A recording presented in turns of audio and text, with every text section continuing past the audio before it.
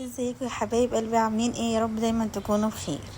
النهارده بقى ايه؟ يوم احلى يوم في حياتي، والله العظيم من احلى اليوم اللي جه عليا في حياتي كلها. ليه بقى؟ عشان النهارده عيد ميلاد مصطفى. هاجر اختي عملت له عيد ميلاده. وبصراحه كان احلى يوم في حياتي، والله العظيم كل حاجه عجبتني قوي قوي قوي قوي قوي. فحابه اشكر اختي هاجر وجوزها على عيد ميلاد القمر ده، ربنا ما يحرمني منكم ابدا. فالمهم بقى بدأنا نرص كده وجاب كنا هنعمل ديكور بس للأسف ما كملش، فنفخنا كام بالونة كده وخلاص.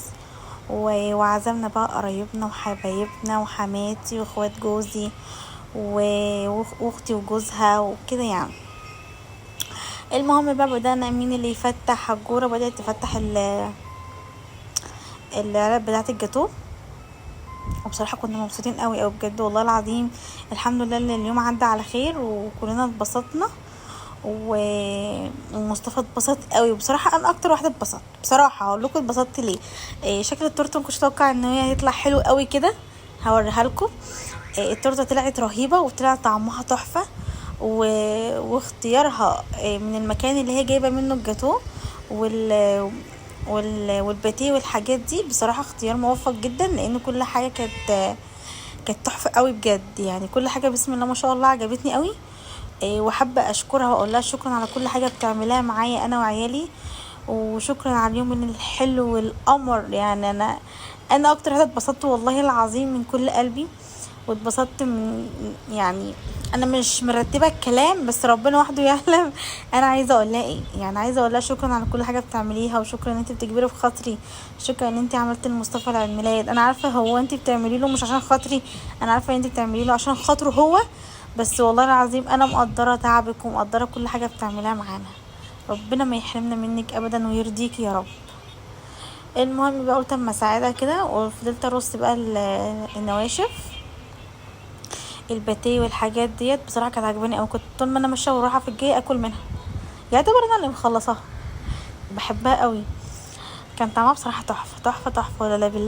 ولا اللي بالكاجو دي بقى يا لهوي رهيبه. المهم عملنا العيد ميلاد وكان حلو وكل حاجه كانت جميله قوي. واستاذ صالح مش مديني فرصه اتنفس، لازم لازق فيا. المهم خلصنا ورصينا الجاتوه ورصينا كل حاجه. وهنا بقى اختي هجوره راحت تجيب التورته. شوفوا كلنا متحمسين يعني. مصطفى كان بيفتح معاها بعنف عشان متحمس عاوز يشوف سبايدر مان، بس بصراحه كانت تحفه تحفه تحفه. انا اكتر واحده انبهرت بالتورته من شكلها ومن حلاوتها ومن طعمها، بس بصراحه اكتر حاجه عجبتني الشكل كان تحفه قوي.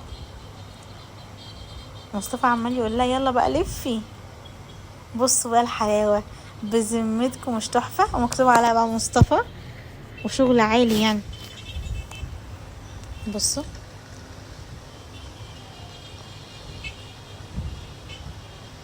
تحفه.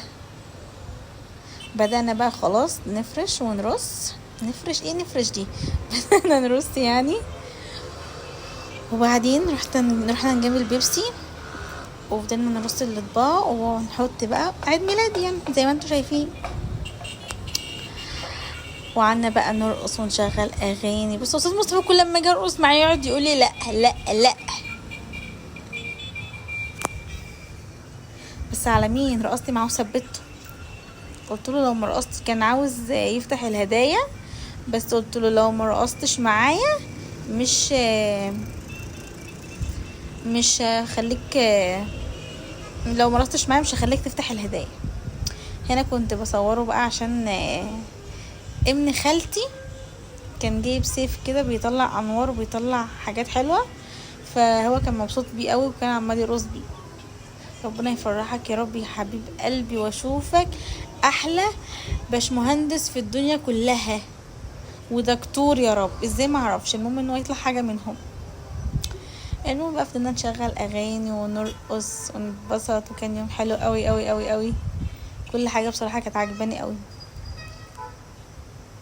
هنا كان مبسوط. بصوا عشان كان بيطلع سخن عشان كان بيطلع نار كده، هو ما كانش سخن بس هو بيطلع نار، فهو مفكر انه هيلسعه فراح يحطه على ايده عشان يشوف.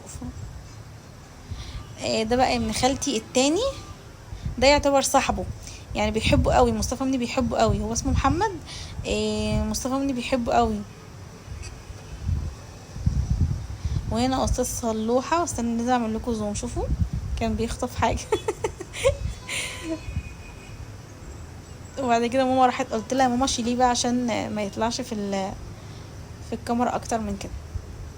وفضلنا بقى نصور استاذ مصطفى، وكان مبسوط بالسيف خالص. شوفوا ما سابوش غير لما وقع، وقلت له لا خلاص بقى ما ينفعش عشان ما يبصيش، عناه بالعافيه. فضل بقى يرقص وكان مبسوط خالص. ربنا يفرحك يا رب، يروح قلبي. هنا زي ما قلت لكم بقى رصينا البيبسي ورصينا كل حاجه. مش هنحط بقى الجاتوف اللي اتباع دلوقتي غير لما ما الحبايب يجوا. مش هقول عليهم الناس تيجي، لا، لان هم مش مجرد ناس، ده هم حبايب قلبي.